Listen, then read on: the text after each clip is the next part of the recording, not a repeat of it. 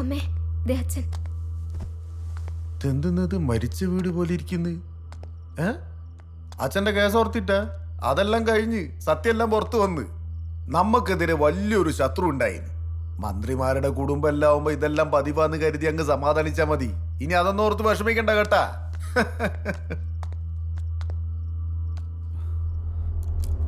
എന്തെന്നാടാ ഇത്? ഞാൻ വീണിന? ഞാൻ ആരെങ്കിലായിട്ട് തല്ലുണ്ടാക്കിന? എന്തെന്നാ നിനക്ക് പറ്റിയത്? എന്തെന്നാന്ന് പറ. ഇപ്രാവശ്യം ദൂരെ നിന്ന് കണ്ടിട്ട് പോകാനൊന്നും അല്ല വന്നത്. നിന്റെ വാപ്പ എടുത്ത് നിന്നെ എനിക്ക് കെട്ടിച്ചേരുമെന്ന് ചോദിക്കാൻ തന്നെ. ഇപ്പോഴോ? എന്തേ അപ്പോഴേക്കും ടെൻഷനായോ? അല്ല, നിനക്കല്ലായിരുന്നോ ഭയങ്കര ധൈര്യം? ആരാ? എന്താ? എടി,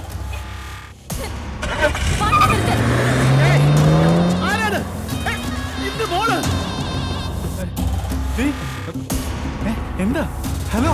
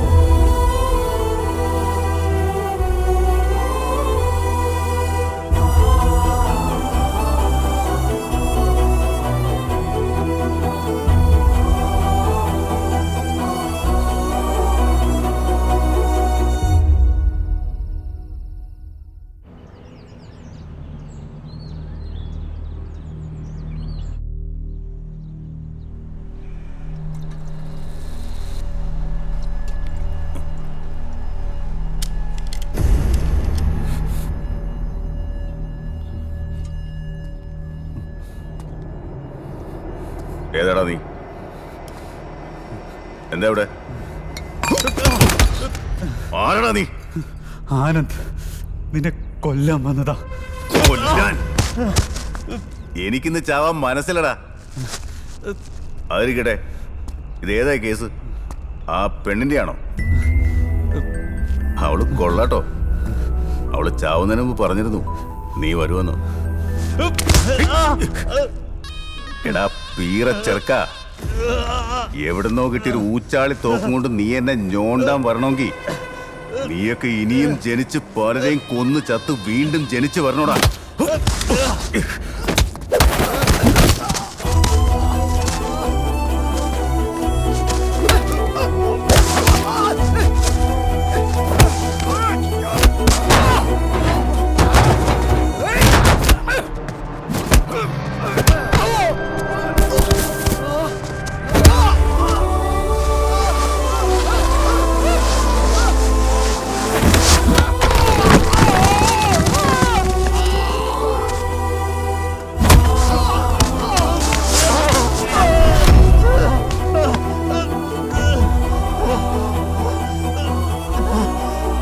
സാത്താൻ എന്റെ കൂടെയാടാ.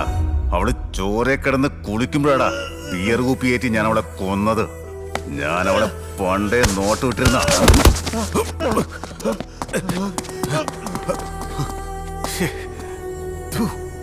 ഓടിയാടാ. ഒരു ഊള ചെറുക്കൻ സലീമിനെ കൊല്ലാൻ നടക്കുന്നു.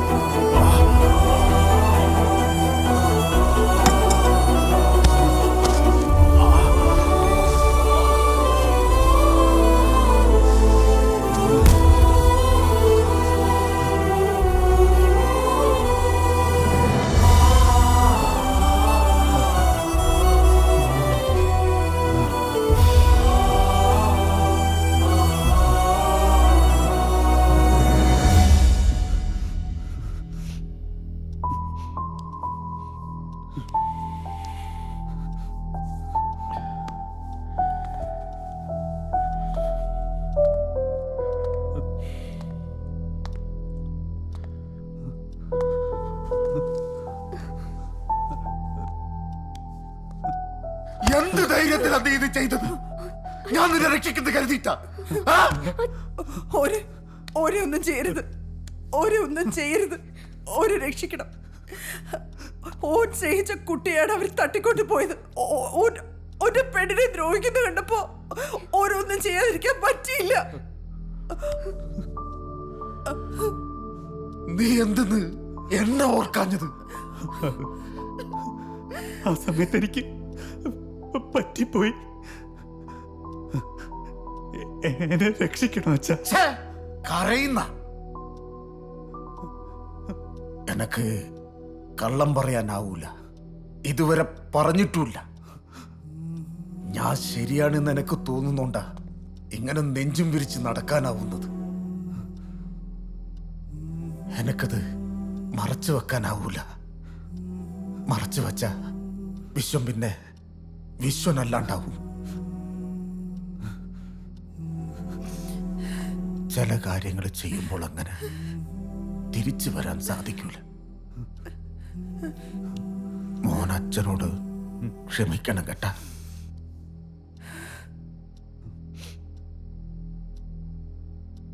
നീ കീഴടങ്ങണം, കുറ്റം സമ്മതിക്കണം.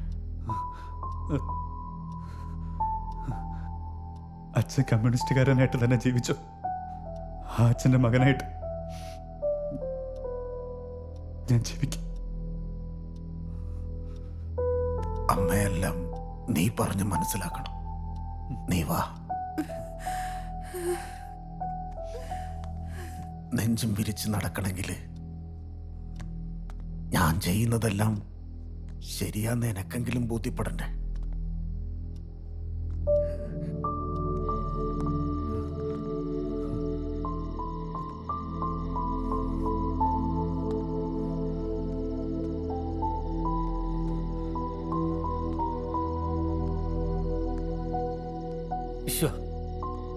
ഈ കൊലക്കുറ്റ് ഞാൻ ഏറ്റെടുത്തോളാം. ഈ ഒരു അക്ഷരം ഉണ്ടാഞ്ഞാ മതി. നമുക്ക് ഈ ലോക്കപ്പും ജയിലൊന്നും പുതിയ കാര്യമൊന്നുമല്ലല്ലോ. ആനന്ദ് മോനെ ഞാൻ എന്റെ തോളിലിട്ട് വളർത്തിയെടുത്തതാ. ഓർമ്മക്ക് വിട്ടുകൊടുക്കണ്ടോ? നീ എന്റെ കൂടെ പറപ്പല്ലടാ. നീ പോയാലും ഓൻ പോയാലും എനക്കൊന്നാ. നിങ്ങ എല്ലാരും കൂടെ എന്നെങ്ങനെ കുത്തി പറക്കരുത് കേട്ടാ.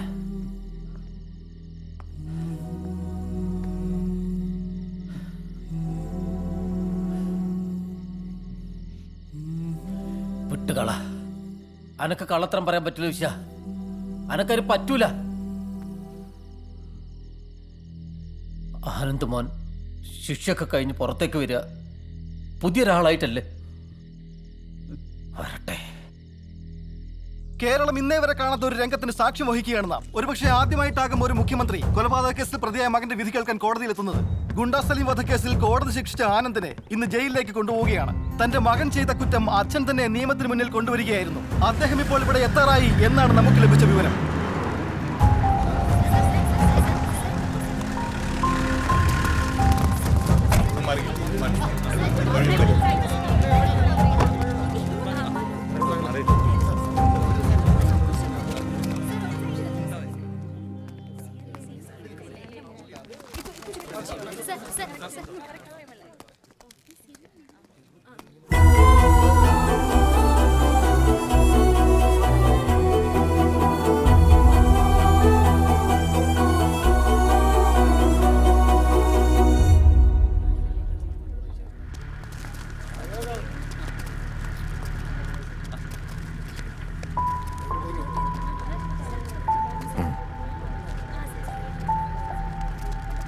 ധൈര്യമായിട്ടിരി മോനെ.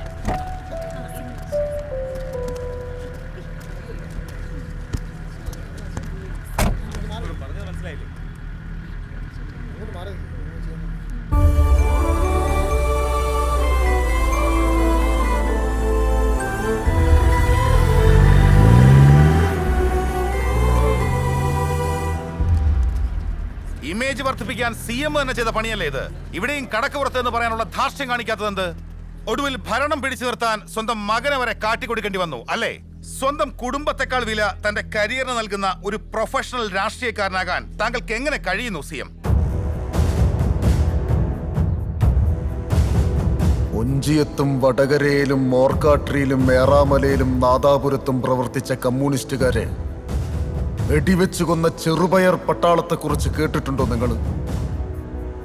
തല ലോക്കപ്പിലിട്ടടിച്ച് കമ്മ്യൂണിസ്റ്റ് മൂർദാബാദ് എന്ന് വിളിക്കാൻ പറഞ്ഞപ്പം ശബ്ദം പുറത്തു വരാത്ത സഖാവ് മണ്ടോടി കണ്ണാട്ടൻ സ്വന്തം ചോര കൊണ്ട് ലോക്കപ്പിന്റെ ചമരില് അരിവാൾ ചുറ്റിക വരച്ചു വെച്ച് ആ മണ്ടോടി കണ്ണാട്ടന്റെ കൂടെ ഇറങ്ങിപ്പോകുമ്പോ എന്റെ അച്ഛൻ പൂർണ്ണ ഗർഭിണിയായിരുന്ന എന്റെ അമ്മന്റെ മുഖത്തു നോക്കി ഒന്നേ പറഞ്ഞുള്ളൂ, കുട്ടി ആണാന്നെങ്കിലും പെണ്ണാന്നെങ്കിലും ചോന്ന കൊടി പിടിപ്പിച്ചോളെന്ന്. ആ അമ്മയ്ക്ക് പോലും മനസ്സിലാക്കാൻ പറ്റാണ്ട് വെടികൊണ്ട് തലച്ചോറ് ചിതറിക്കടന്ന എന്റെ അച്ഛനെ പോലുള്ള സഖാക്കളുടെ ചോരയിൽ മുക്കിയെടുത്തതാണ് ഈ ചെങ്കൊടി. നിങ്ങൾ എന്നെങ്കിലും എന്റെ നന്മ കണ്ടിട്ടുണ്ട്? മകനെ ശിക്ഷിച്ചാൽ അത് കുറ്റം, അഴിമതിക്കാരൻ, കൊലപാതകി, മനുഷ്യത്വമില്ലാത്തവൻ, അങ്ങനെ ഒരുപാട് ബിരുദങ്ങൾ നിങ്ങൾ എനിക്ക് ചാർത്തി തന്നിട്ടുണ്ടല്ലോ. എന്റെ മകനായാലും കുറ്റം ചെയ്താൽ ശിക്ഷിക്കപ്പെടണം, വേണ്ടേ? പിന്നെ ഭരണം, ഈ ഭരണം ആർക്കു വേണ്ടിയാണെന്ന് ഇതുവരെയായിട്ടും നിങ്ങൾക്കാർക്കും മനസ്സിലായിട്ടില്ലേ? എന്നാ കേട്ടോ, എല്ലാം ശരിയാകും എന്ന് വിശ്വസിച്ച് ഈ പാർട്ടിക്ക് വോട്ട് ചെയ്ത ഒരുപാട് പേരുണ്ടെന്റെ ചുറ്റും. അവരുടെ വിശ്വാസത്തിന് വേണ്ടിയാണ് എന്റെ ഭരണം. ഉന്നപ്രയിലും വയലാറിലും മർദ്ദനമേറ്റു മരിക്കുമ്പോൾ അമ്മേ എന്ന് വിളിക്കാതെ ഇൻകുലാബ് വിളിച്ചവരെ ഈ മുദ്രാവാക്യം 1000 വട്ടം വിളിച്ചിട്ടുണ്ട് വിശ്വൻ. അവരുടെ സ്വപ്നങ്ങൾക്ക് വേണ്ടിയാണ് എന്റെ ഭരണം. ഇടനെഞ്ചിൽ ഊർഷാസിയുടെ ഇടിയേറ്റ് ചെറുപ്രായത്തിലെ മരണപ്പെട്ടു പോയ മക്കളുള്ള ഒരുപാട് അമ്മമാരുണ്ട് എന്റെ ഈ നാട്ടിൽ. അവർക്ക് വേണ്ടിയാണ് എന്റെ ഈ ഭരണം. പാവപ്പെട്ടവർ, ആശയറ്റുപോയവർ, ഭക്ഷണമില്ലാത്തവർ, മക്കളുണ്ടായിട്ടും നോക്കാൻ ആരുമില്ലാത്തവർ, അവർക്കൊക്കെ വേണ്ടിയാണ് എന്റെ ഈ ഭരണം. ജാതി പറഞ്ഞുറഞ്ഞു തുള്ളുന്ന ആത്മീയ വ്യഭിചാരികളുമായി കൂട്ടുചേർന്ന് ഭരണം എങ്ങനെയും നിലനിർത്താൻ ഈശ്വരനൊരു പ്രൊഫഷണൽ രാഷ്ട്രീയക്കാരനല്ല. I am a communist. ലോകത്തിന് മുഴുവൻ പ്രതീക്ഷയേകി ഇങ്ങ് തെക്കേ അറ്റത്ത് ഇത്തിരിപ്പോന്നൊരു ചുകന്ന ഭൂമിയെ അഭിമാനത്തോടെ നയിക്കാൻ നിയോഗിക്കപ്പെട്ട സഖാവ്